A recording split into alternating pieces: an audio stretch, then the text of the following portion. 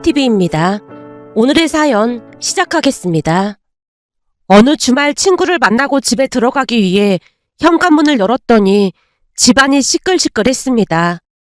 무슨 일인가 싶어 선뜻 집 안으로 들어가지 못한 채 머뭇거리다가는 뒤꿈치를 들고 도둑고양이처럼 살금살금 거실로 갔어요. 그랬더니 엄마가 바닥에 대자로 누워서 팔과 다리를 내젓고 있었고 아빠는 심각한 표정으로 쪼그리고 앉아서 그런 엄마를 말리고 있었습니다. 여보, 이런다고 해결될 문제가 아니잖아. 그러게 내가 결혼한다고 했을 때부터 그렇게나 말렸잖아. 지방망신도 이런 지방망신이 없어. 앞으로 얼굴을 어떻게 들고 다니겠어. 이게 준수 잘못도 아닌데 그만 좀 해. 순간 오빠 이름이 들려왔고 그제서야 두 분 옆에 무릎을 꿇고 눈물을 흘리고 있는 오빠가 눈에 들어왔습니다. 그 광경을 보고는 아연 실색할 수밖에 없었고 빠른 걸음으로 걸어가 물었어요. 뭐야, 엄마는 왜 이러고 있고 오빠는 왜 무릎을 꿇고 있어? 대체 무슨 일인데 그래?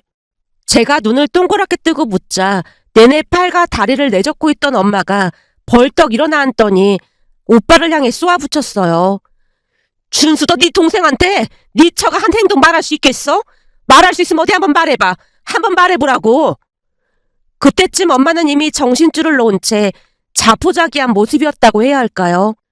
평소 깔끔떨기로 유명하던 엄마의 우아한 모습은 온데간데 없었고 머리도 잔뜩 헝클어져 있는 모습이었습니다. 결국 제가 목소리를 높여서 다시 물었습니다. 대체 무슨 일이냐고. 아빠, 엄마 왜 이러는 거야? 그걸 왜 네 아빠한테 물어? 네 오빠한테 물어야지. 잘됐다. 지금 무슨 일이 일어났는지 네 오빠한테 한번 물어봐라. 오빠, 대체 무슨 일인데 이러고 있어? 그리고 새언니랑 아영이는 어디 갔어?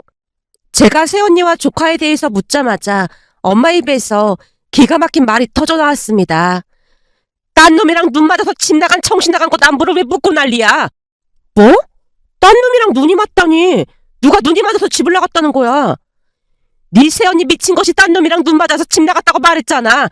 그게 미쳐도 보통 미친 게 아니야. 잠깐만. 그러니까 새언니가 바람을 피웠다 그 말인 거야? 어디 할 짓이 없어서 지보다 5살이나 어린 놈이랑 눈이 맞아서 집을 나갈 수가 있어. 그럼 지금 그 상간남이 누군지도 다 안다는 말이야? 말도 마라. 그 미친 것이 글쎄 헬스장 다닌다고 그 연병을 떨어대더니 그 헬스 트레이너 그놈이랑 눈이 맞았다지 뭐니.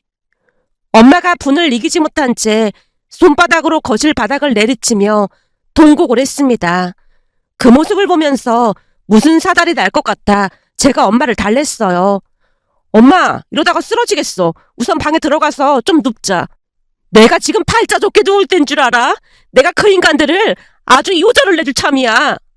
알았어. 근데 그런 방법으로 하면 오히려 피해만 보니까 이럴 때는 법적인 조언을 받는 게 제일 좋을 거야. 만약 새언니가 바람핀 게 맞다면 내가 변호사 알아볼 테니까 엄마는 우선 들어가서 좀 누워. 그렇지. 우리가 이럴 때가 아니고 변호사를 알아봐야 하는 거구나. 근데 어디 아는 변호사가 있는 거야? 우리 회사에 법무팀 있잖아. 거기 직원하고 친분이 있으니까 괜찮은 변호사 소개해줄 수 있는지 물어볼게. 근데 오빠는 잘못한 것도 아닌데 왜 오빠가 무릎을 꿇고 있어? 잘못한 게 없긴 왜 없어? 그러게 우리가 걔는 아닌 것 같다고 그렇게 반대를 했는데도 들어 처먹지를 않고 결혼하더니 아주 꼴 좋다 꼴 좋아.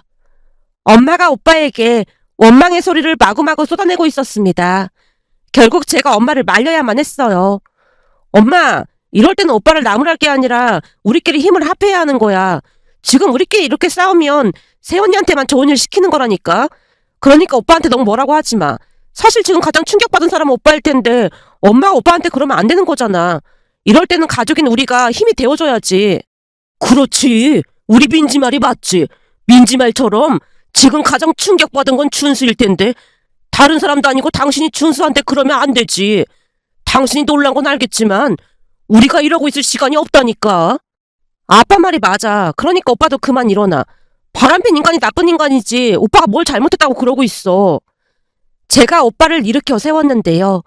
얼마나 오랫동안 무릎을 꿇고 있었던 것인지 바로 일어나지 못한 채 오빠가 휘청거렸습니다. 그런 오빠를 소파에 앉히고 제가 물었어요. 근데 아영이는 새언니가 데리고 간 거야?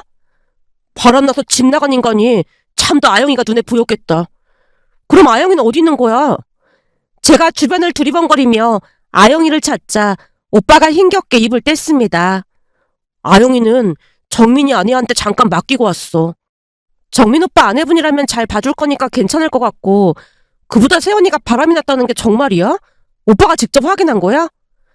평소 세언니가 외모에 많은 공을 들인다는 것을 잘 알고는 있었지만 바람을 피울 성격은 아니었거든요. 그랬기에 제가 믿을 수 없다는 듯이 오빠를 빤히 바라보자 오빠가 다시 입을 뗐습니다.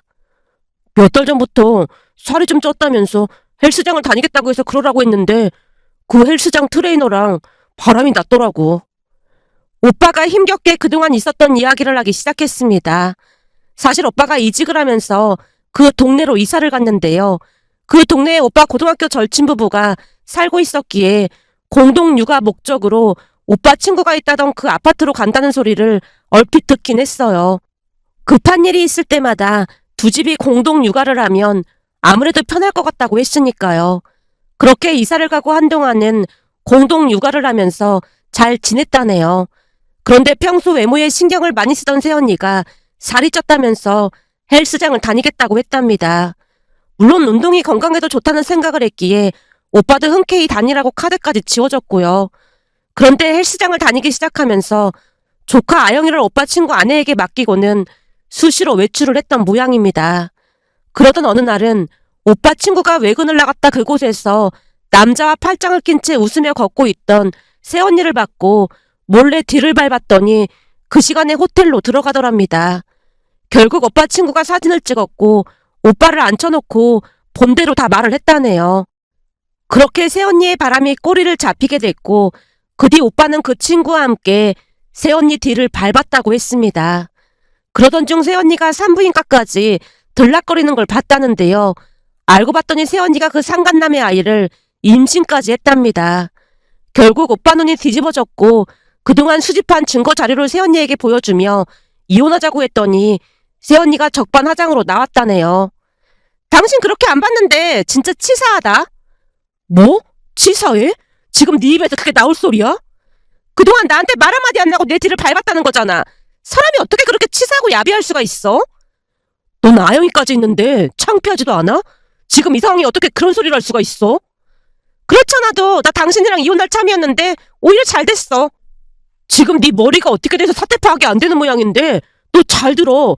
지금 이 상황에 이혼은 네가 요구하는 게 아니라 내가 요구하는 게 맞는 거고 난 상간남 소송 그것도 준비하고 있으니까 네가 그렇게 좋아하는 연하인한테 미리 말이나 해주는 게 좋을 거야. 이건 증거가 한두 개가 아니라 그냥 빼박이더라고. 그리고 바람을 피우려면 머리를 좀 써가면서 피우지 그랬냐.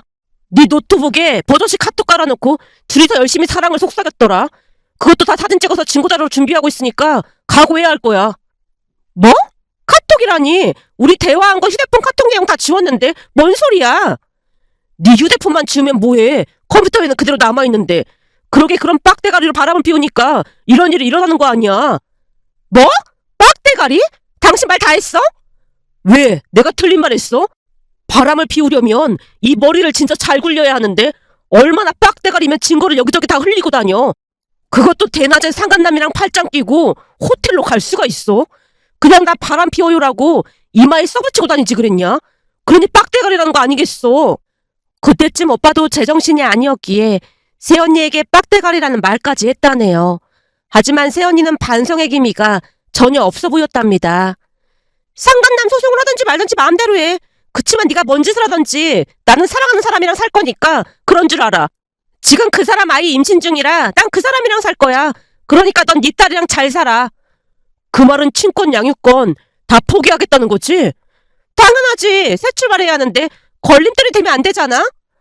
참 대단한 사랑 납시였네. 난 법적인 모든 조치를 취할 테니까 그런 줄 알아.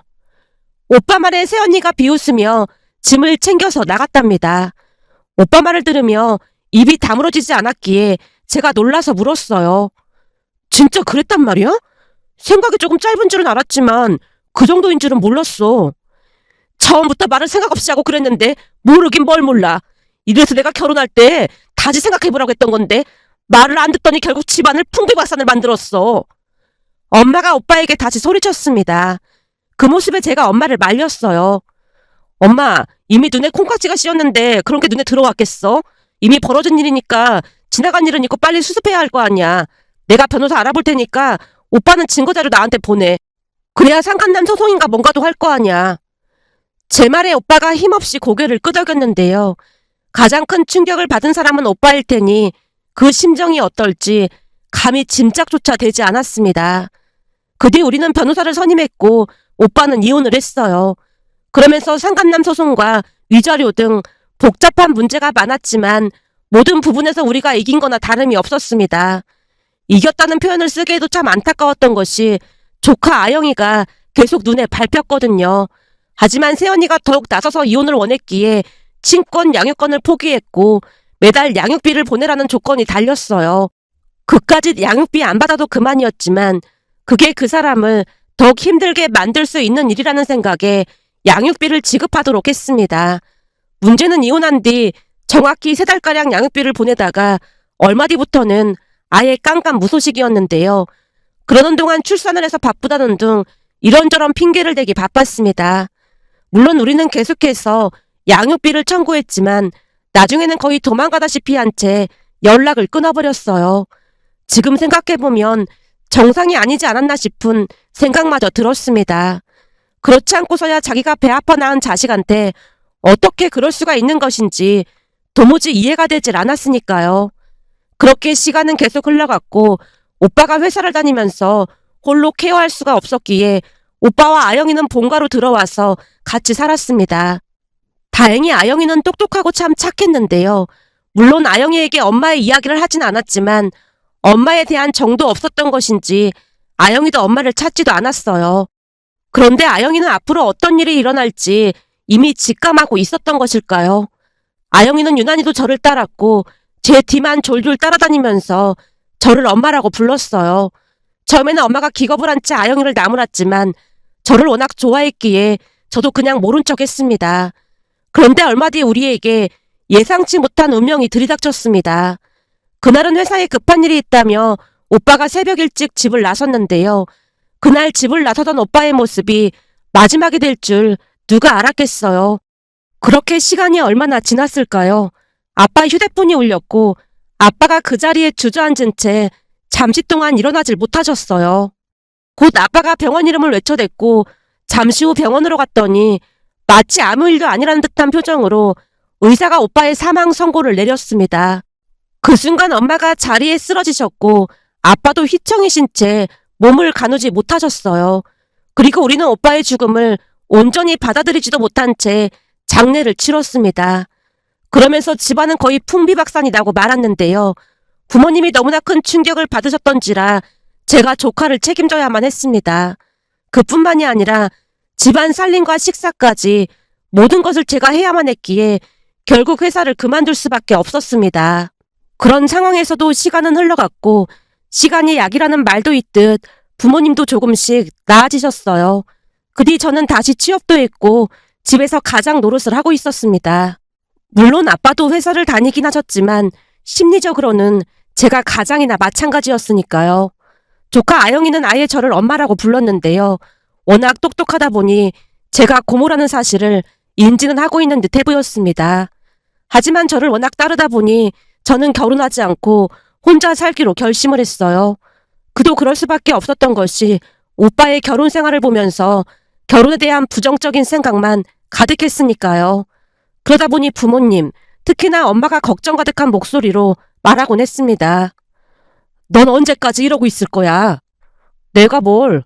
이제는 네 나이가 30살 중반인데 더 늦기 전에 결혼을 해야 할 거 아니야. 됐어. 우리 아영이도 있는데 결혼은 무슨 결혼이야. 네가 아영이 엄마도 아니고 말이 되는 소리를 좀 해. 아영이는 우리가 돌볼 테니까 너는 쓸데없는 소리 하지 말고 맞선이라도 볼 생각해. 싫어. 지금 아영이가 나를 얼마나 의지하고 있는데 아영이를 두고 내가 어떻게 결혼을 하겠어. 아니면 아영이를 데리고 결혼을 해야 하는데 어떤 남자가 그런 결혼을 한다고 하겠어. 그래서 난 이번 생에는 결혼 안 하고 우리 아영이만 잘 키울 생각이야. 제가 더 이상 결혼 이야기를 꺼내지 말라는 투로 대꾸했지만 엄마가 화난 목소리로 몰아붙였습니다. 네 오빠 그리 된 것도 원통한데 너까지 이러고 살면 우리 속이 어떻겠어. 그러니까 아영이는 걱정하지 말고 네 살 길 찾아가. 아영이도 이제 웬만큼 컸어. 신경 쓸 것도 없잖아. 신경 쓸 게 없긴. 아직도 내가 늦게 오면 내내 기다리느라 잠도 안 자고 있는데 그런 아영이를 두고 내가 어떻게 결혼을 하겠어. 이번 생에서는 그냥 아영이 엄마로만 살 생각이야. 결혼도 안 했는데 네가 엄마는 무슨 엄마야. 엄마가 버럭 외쳤는데요. 제가 급히 엄마를 말렸습니다. 엄마, 아영이 듣겠어. 그러니까 제발 조용히 좀 해. 아영이는 지금 자는구만. 무슨 아영이가 듣는다고 그래. 그나마 다행인 건 아영이가 지 엄마를 안 닮고 신기하게 널 닮았어. 안 그렇니? 그러니까 말이야. 아영이 데리고 나가면 엄마랑 딸이 많이 닮았다는 소리 엄청 듣는다니까. 아마도 전생에서 내가 아영이 엄마였는데 무슨 안타까운 사연으로 온전히 사랑을 못 줘서 이번 생에 다시 만난 게 아닌가 싶어. 넌 젊지 젊은 게 무슨 전생 타령을 하고 있어. 그나저나 가끔 더 데려다 준다던 그 회사 사람은 어때? 나 데려다 주는 회사 사람? 아, 성준 씨? 그래, 그 성준인가 하는 사람이 너한테 마음이 있는 것 같던데 한번 잘해봐. 아니야, 성준 씨는 그냥 직장 동료일 뿐이야. 얘가 이렇게 생각이 없어. 직장 동료가 왜 집까지 데려다 주고 그러겠어. 보니까 최근에는 아침에도 거의 매일 데리러 오던데. 엄마 말에 화들짝 놀란 채 물었습니다. 뭐야, 엄마 혹시 나 감시하고 있었던 거야? 감시 같은 소리 하고 있네. 우연히 베란다 나갔다가 보니까 네가 그 차를 타는 것 같길래 하는 소리 아니야. 남자가 여자한테 아무런 관심도 없는데 그럴 리가 있겠어? 글쎄 아니라니까. 서로 집이 가까우니까 카풀하고 있는 거야. 그럼 성준 씨도 기름값 절약되고 하니까. 그래? 근데 그 카풀은 누가 먼저 하자고 한 거야? 우연히 얘기하다 보니까 집이 가깝다는 거 알고 카풀 얘기는 성준 씨가 먼저 꺼냈지. 너 잘 들어. 그게 다 너한테 관심이 있다는 증거야. 그러니까 한번 잘해봐. 엄마, 성준 씨한테 이미 아영이 얘기해놨고 난 결혼 생각 없다고 딱 잘라서 말했어. 그러니까 괜한 기대하고 그러지 마. 뭐? 아영이 얘기를 했어? 뭐라고 했는데? 있는 그대로 말했지. 그래서 내가 아영이 엄마나 다름없다고. 그랬더니 뭐라는데? 뭐라긴 뭘 뭐라고 하겠어. 그냥 대단하다는 소리만 하지. 암튼 성준 씨랑은 그런 사이 아니니까 이상한 상상하지도 마. 제 말에 엄마가 긴 한숨을 내쉬었습니다. 그런 엄마가 안쓰럽긴 했지만 아닌 것을 가지고 괜한 기대를 하는 것보다는 그게 낫다는 생각을 했습니다. 하지만 엄마 말이 기가 막히게 맞아 떨어졌는데요. 2달 정도가 더 지난 어느 날 성준 씨와 함께 퇴근을 하던 중 성준 씨가 조심스레 입을 뗐습니다. 민지 씨가 부담스러워할까봐 제가 계속 고민만 했는데요. 고민이요? 무슨 고민이요? 혹시 여자친구 생겼어요? 네? 여자친구라뇨? 그러니까 여자친구가 생겨서 카풀이 어렵게 됐다 그런 말이냐는 거죠. 하긴 여자친구가 생기면 카풀하면 안 되긴 하죠. 걱정하지 마세요. 내일부터는 저 혼자 출근할게요. 그런 일이 있었으면 진즉에 말을 하지 뭘 망설이고 그랬어요. 저 그렇게 속 좁은 사람 아니거든요. 제가 장난스레 웃자 성준 씨가 말문이 막힌 채 머뭇거리다 다시 입을 뗐어요. 저기 그게 아니라 사실 오래전부터 민지 씨한테 관심이 있었어요. 네? 저한테 관심이 있었다니요? 아니 그러니까 민지 씨를 오래전부터 좋아했어요. 그게 그러니까 저도 이렇게 고백을 하고 싶진 않았는데 그동안 민지 씨가 워낙 철벽을 치다 보니까 저도 이렇게밖에 할 수가 없었어요. 아무튼 저는 민지 씨를 많이 좋아하고 있습니다. 결혼이 부담스럽다고 하면 그냥 친구처럼 만나보는 건 어때요? 순간 성준 씨 목소리가 미세하게 떨리고 있었기에 저도 당황할 수밖에 없었는데요. 제 입장에서는 그런 성준 씨 마음을 받아줄 수 없었기에 제가 조심스레 거절했습니다. 저를 좋게 봐준 건 참 고마운데 저는 결혼 생각 없어요. 민지 씨 마음을 잘 들여다보세요. 제 마음을 들여다보라니요? 그게 조카 아영이 때문에 그런 거잖아요. 근데 저는 아영이가 있어도 상관없다는 결론에 다다랐어요. 그러다 보니 고백도 늦어졌던 거고요. 한마디로 충분히 생각해보고 고백했다는 말이에요. 아영이가 있어도 상관이 없다니요? 물론 한참 나중의 일이긴 하지만 혹시나 우리가 결혼하게 된다면 아영이를 데리고 와도 큰 상관이 없다는 말이에요. 그러니까 제 진심을 말해보자면 그 모든 것을 다 감안하고도 민지 씨를 많이 좋아한다는 말이 되겠네요. 그러니까 친구처럼 천천히 만나보는 건 어때요? 결혼은 나중에 생각하면 되는 거잖아요.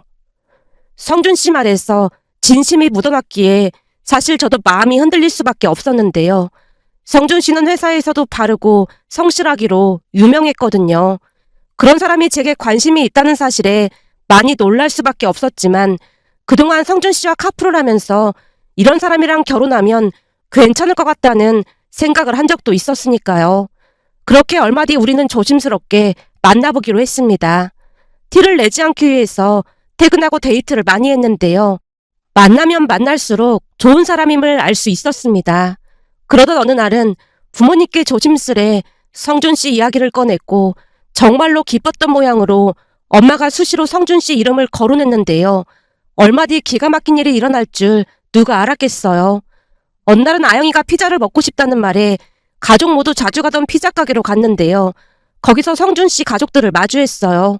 피자를 먹으러 가던 중 성준 씨에게 그냥 외식하러 간다는 문자를 남겼을 뿐인데 생각지도 못한 만남에 할 말을 잃고 말았습니다. 아무래도 성준 씨네 집과 우리 집이 가까이 있다 보니 언젠가 한번 성준 씨와 그 가게에서 피자와 파스타를 먹은 적이 있었어요. 그날 파스타가 맛이 있었던 모양으로 성준 씨가 부모님을 모시고 파스타를 먹으러 왔다고 했습니다. 순간 저도 놀랐지만 성준 씨도 놀란 기색이 역력해 보였어요. 민지 씨, 식사하러 간다고 했던 곳이 여기예요? 네. 성준 씨가 여기는 어떻게? 부모님 모시고 오랜만에 파스타 먹으러 왔어요. 이 집이 피자 전문점인데 그때 파스타도 진짜 맛있었잖아요. 근데 이렇게 만나다니 진짜 신기하네요. 성준 씨의 말에 얼떨결에 양가 부모님이 인사를 나누게 됐는데요. 순간 성준 씨 어머니가 아영이를 보며 입을 떼셨어요. 네가 아영이구나. 엄마랑 피자 먹으러 온 거야? 성준 씨 어머니 입에서 그 말이 새어나오자마자 아영이가 급히 제 손을 뿌리치더니 할머니 손을 잡으며 말했어요. 엄마 아니에요. 고모예요. 할머니, 할아버지, 고모랑 밥 먹으러 왔어요. 어? 고모? 네, 아영이 고모예요. 저는 엄마는 없어요. 그리고 고모가 결혼하면 나는 할머니, 할아버지랑 살 거예요. 라는 말을 하는 게 아니겠어요. 순간 어찌나 놀랐던지 제가 어리둥절한 표정으로 아영이에게 물었습니다. 아영아, 그게 무슨 말이야? 네가 왜 할머니, 할아버지랑 살아? 평생토록 엄마랑 같이 살기로 했잖아. 그리고 갑자기 고모라니. 고모 맞잖아. 그러니까 고모 시집가면 나는 할머니, 할아버지랑 살 거야. 아영이가 같은 말을 반복해서 했고 아영이 말을 듣던 부모님 눈시울이 붉어져 있었는데요. 그동안 똑똑한 아영이가 얼마나 마음고생을 했을지 짐작이 되고도 남았습니다. 그런데 그 순간 성준 씨 어머니가 아영이 앞에 쪼그려 앉으며 조용히 말씀하셨어요. 우리 생각은 아영이 생각이랑 다른데 어쩌지? 여기 아저씨가 우리 아들인데 우리 아들이랑 아영이 엄마랑 결혼하면 아영이를 꼭 데리고 오기로 했거든. 네? 아영이를요? 그럼 아영이가 엄마 딸인데 같이 와야지. 그러니까 앞으로는 우리한테도 할머니 할아버지라고 불러야 한다. 할머니 할아버지요? 그럼 엄마랑 아저씨가 결혼하면 아영이한테는 할머니 할아버지가 더 생기는 거야. 우리 앞으로 잘 지내보자. 엄마를 쏙 닮아서 아주 똑똑하고 예쁘네. 맞아요. 엄마를 닮아서 똑똑해요. 저 수학 맨날 만점 받아요. 정말? 수학을 만점 받았어? 네. 우리 반에서 제가 공부 제일 잘해요. 역시나 아이답게 아영이는 쉽게 마음을 열었고 성준 씨 어머니와 신나서 대화를 나눴습니다. 그날 우리는 그 음식점에서 상견례를 했다고 해도 과언이 아니었는데요. 성준 씨 부모님 또한 너무나 좋은 분들이라 그저 감사한 마음뿐이었습니다. 그날 집에 돌아온 엄마가 눈물까지 훔치며 말했어요. 세상에나 성준이도 참 바른 사람인 줄은 알았지만 엄마 아버지도 참 좋으신 분들이다. 그런 부모님 밑에서 자랐으면 분명히 잘 자랐을 거야. 이제야 우리 집에도 복이 들어오나 보다. 그날 이후 엄마는 성준 씨를 입에 달고 사셨고 얼마 뒤 저는 정식으로 성준 씨네 집에 초대받아서 인사를 갔습니다. 그런데 그날 또다시 놀라운 이야기를 들었는데요. 식사를 하고 난 뒤 성준 씨 어머니가 말을 꺼내셨거든요. 결혼 전에 얘기를 해야 할 것 같아서 하는 말인데 사실은 우리가 성준이를 입양했어요. 네? 입양이요? 그때 당시 아무리 노력해도 애가 생기지 않았거든요. 계속 마음고생을 하다가 입양에 대해 알아봤는데 성준이를 보자마자 얘가 내 자식이다 싶었어요. 성준 씨 어머니가 대수롭지 않다는 듯이 말을 하고 있자 성준 씨가 웃으며 말했어요. 엄마 아버지가 참 대단하셨던 게 사실 대학 졸업할 때까지 내가 입양된 줄 모르고 있었어. 우리가 일부러 말을 안 하려고 했던 건 아니고 어쩌다 보니까 그렇게 됐어요. 초등학교 다닐 때는 너무 이른 것 같아서 말 못했고 중학생이 되니까 중2병이다 뭐다 해서 말 못했던 거예요. 그러다가 고등학생이 됐는데 한창 공부할 나이에 말하면 안 될 것 같아서 대학 입학하고 말하자 그랬거든요. 근데 또 군대를 간다는 거예요. 군대 가는데 그런 말을 하기 또 그럴 것 같아서 결국에는 대학 졸업하고 말했지 뭐예요. 근데 성준이가 얼마나 웃겼냐면 별 상관도 안 하더라고요. 우리는 그게 오히려 신기했다니까요. 엄마 아버지가 워낙 아무렇지도 않게 말씀하시다 보니 나도 그냥 그런가 보다 하고 말았던 것 같아요. 성준 씨가 머리를 긁적이고 있자 성준 씨 어머니가 다시 입을 떼셨어요. 암튼 결혼 전에 알리는 게 맞는 것 같아서 얘기하는 거예요. 그러니까 결혼하면 아영이도 같이 살아도 된다는 말이에요. 세상에 이런 고모가 어디 있겠어. 민지 씨 그런 마음이 예뻐서 더 마음에 들었어요. 민지 씨 같이 마음이 따뜻한 사람은 모든 사람에게 기쁨을 주기 마련이거든요. 우리 성준이 짝으로 민지 씨 같이 착한 사람이 딱이고요. 그러니까 우리 성준이 잘 부탁해요. 성준 씨 어머니가 제 손을 잡고 활짝 웃고 계셨습니다. 그렇게 몇 달 뒤 우리는 모두의 축복 속에서 결혼을 했습니다. 물론 아영이는 우리와 함께 살았고 가족들의 사랑을 듬뿍 받으며 잘 자랐어요. 그러던 어느 날은 도무지 믿어지지 않는 일이 일어났는데요. 어느 주말 엄마에게서 전화가 왔습니다. 민지야, 내가 오늘 누굴 봤는지 아니? 누굴 보다니 그게 무슨 소리야? 세상에나 오늘 동창 모임이 있어서 오리고기 집에 갔거든. 근데 거기에 그 정신 나간 것이 있지 뭐야. 정신 나간 것이라니? 아영이 생모 말이야. 그것이 거기서 식탁을 치우고 음식을 내고 있지 뭐니. 그럼 그 사람도 엄마를 알아봤단 말이야? 이상하게 날 못 알아보더라니까. 아무리 그래도 엄마를 어떻게 못 알아볼 수가 있어. 그때 식당 안이 손님들로 바글바글하기도 했고 내 동창들이 10명도 넘게 갔으니 그럴 수도 있겠지 뭐. 근데 나도 처음에는 못 알아봤잖니. 그동안 얼마나 고생을 했는지 삐쩍 마른 게 그냥 뼈만 앙상하더라니까. 거기다 얼굴에는 웬 기미가 그렇게나 많은지 오다 가다 지나치면 못 알아보겠더라니까. 눈동자는 퀭하고 삶에 찌드른 게 꼴이 말이 아니더라니까. 그럼 엄마를 못 알아본 거야? 내가 고개를 얼른 숙여서 못 본 것도 있고 거기다 사람 얼굴을 똑바로 쳐다보질 않더라고. 가정 파탄 내고 나갔는데 잘 될 리가 없겠지. 그래서 내가 그 화장실 가는 척하고 그 식당 다른 종업원한테 살짝 물어봤거든. 뭘 물어보고 그랬어. 아니, 아무리 봐도 너무 삐쩍 말라있길래 뭔가 이상해서 그 종업원한테 저 사람 왜 저렇게 많이 말랐냐고 했더니 얼마 전까지 자궁암 치료받고 항암 끝난 지 얼마 안 됐다는데 먹고 살아야 하니까 일 나온다고 하더라고. 뭐? 암에 걸렸단 말이야? 네 말대로 집안을 풍비박산 내고 나갔으니 천벌을 받은 게 아니겠어. 그날 엄마 말을 들으며 세상에는 인과응보가 존재한다는 생각과 함께 우리 가족처럼 기가 막힌 사연도 있을까 싶어 이렇게 글 남겨봅니다.